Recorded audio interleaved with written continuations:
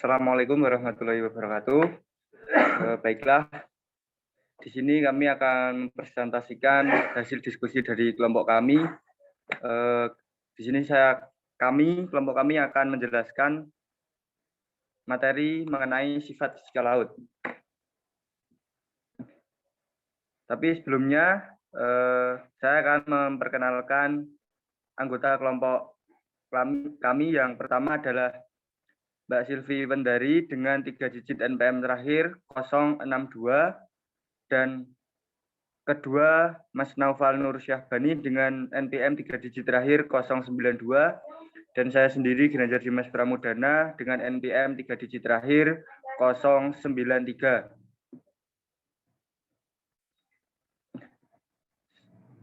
Sifat fisika adalah karakteristik suatu zat yang dapat diamati, dan sifat fisika adalah perubahan yang dapat dialami suatu benda tanpa membentuk zat baru.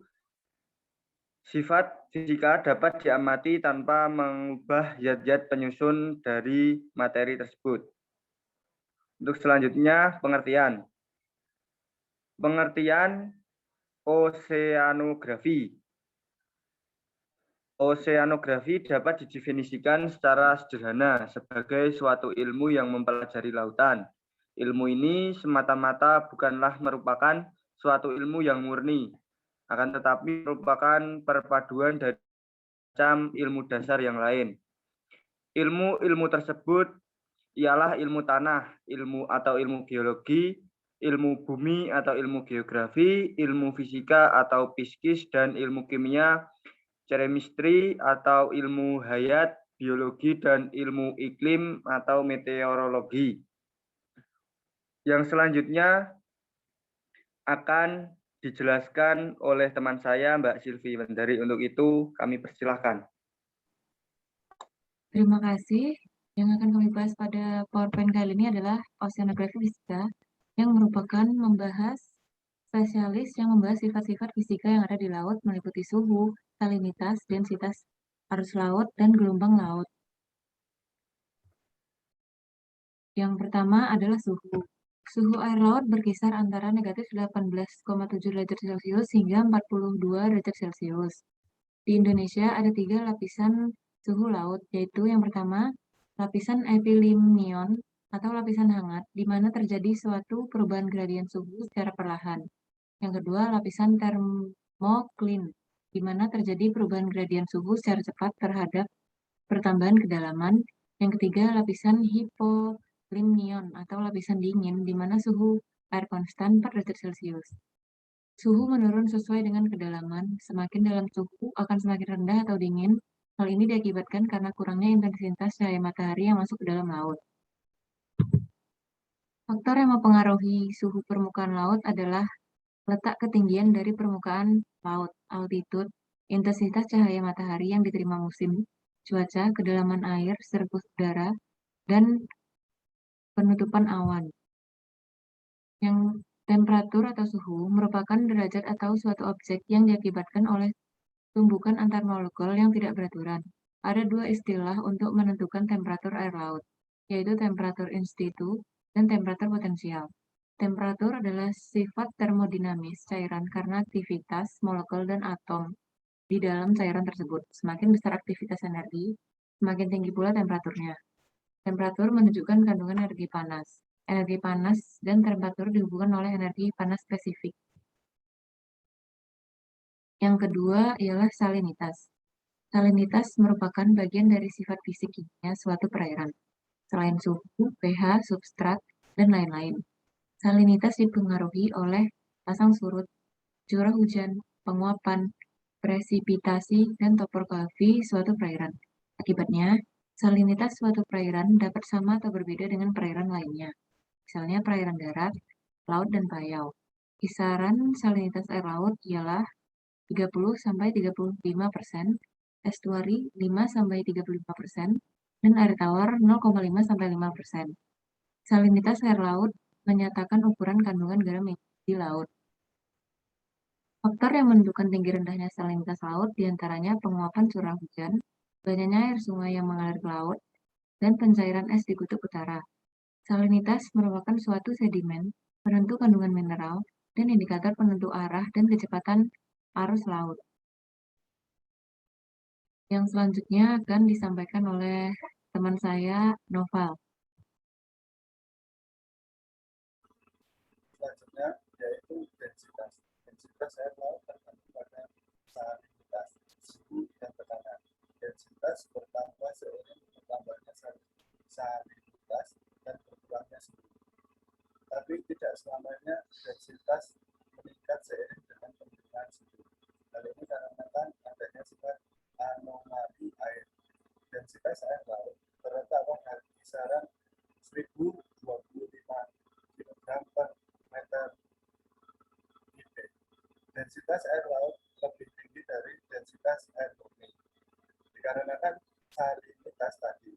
Adanya molekul garam-garam yang bercampur dengan molekul air membuat semakin lambat. Diagram temperatur salinitas atau TS adalah grafik yang menunjukkan hubungan antara suhu dan salinitas. Diagram temperatur salinitas atau TS perairan penting untuk dipahami karena bermanfaat untuk mengetahui sumber massa air perairan setempat.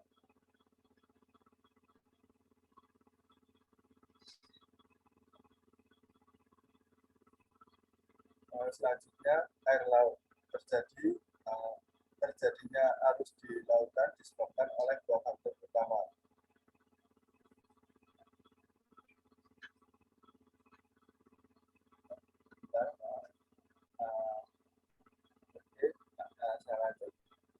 Terjadinya arus di lautan disebabkan oleh dua faktor utama, yaitu faktor internal dan faktor eksternal. Faktor internal seperti perbedaan densitas air laut, gradien tekanan mendatar, dan gesekan lapisan air. Sedangkan faktor eksternal seperti gaya tarik matahari dan bulan yang dipengaruhi oleh tekanan dasar laut dan gaya Coriolis.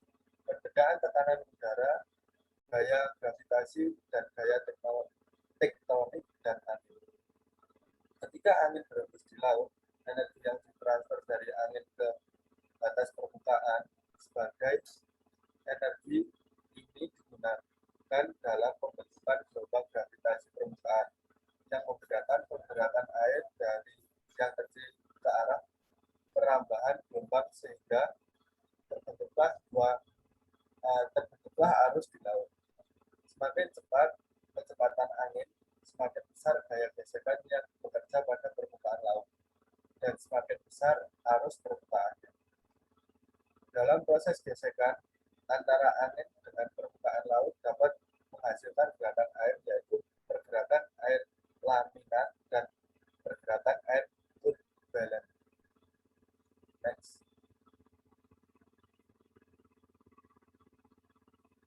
Selanjutnya arus Ekman. Arus Ekman merupakan suatu kecepatan arus yang ditimbulkan oleh pengaruh angin maksimum di permukaan dan berkurang secara eksponensial ke arah lapisan dalam. Selanjutnya arus geotropik. Arus geotropik merupakan arus laut yang timbul akibat adanya keseimbangan antara gaya gradien tekanan dengan gaya Coriolis. Gaya Coriolis adalah gaya yang menyebabkan terjadinya pembelokan arah pada suatu objek yang bergerak akibat rotasi bumi. Arus geotropik merupakan fenomena fisika laut yang mencangkup sangat luas. Jadi susah jika ingin meneliti karena membutuhkan waktu yang lama dan biaya yang mahal. Gelombang laut. Gelombang laut adalah gerakan dari setiap partikel air laut yang berupa gerak longitudinal dan orbital secara bersamaan disebabkan oleh transisi serta waktu, momentum, dan artian impuls vibrasi melalui berbagai ragam bentuk materi atau dalam hal ini berbentuk partikel air laut. Gelombang angin terbentuk dari angin berhembus melalui permukaan air yang semula tenang menyebabkan gangguan pada permukaan tersebut. Selanjutnya timbul riak-riak gelombang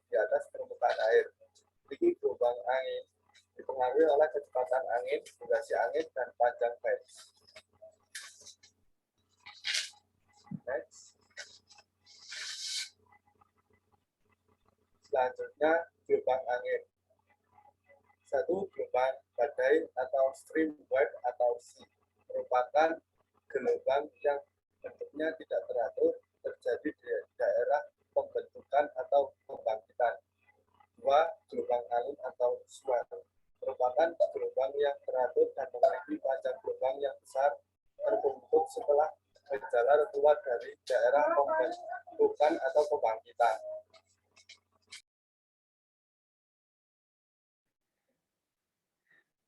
Baiklah, terima kasih untuk Mas Noval dan Mbak Silvi. Demikianlah akhir dari diskusi kelompok kami. Mudah-mudahan apa yang telah kami jelaskan dapat memberikan manfaat bagi kita semua. Tentunya dari kami banyak kurang dan lebihnya, maka dari itu kami mohon maaf yang sebesar-besarnya. Sekian dari kelompok kami, saya tutup. Wassalamualaikum warahmatullahi wabarakatuh.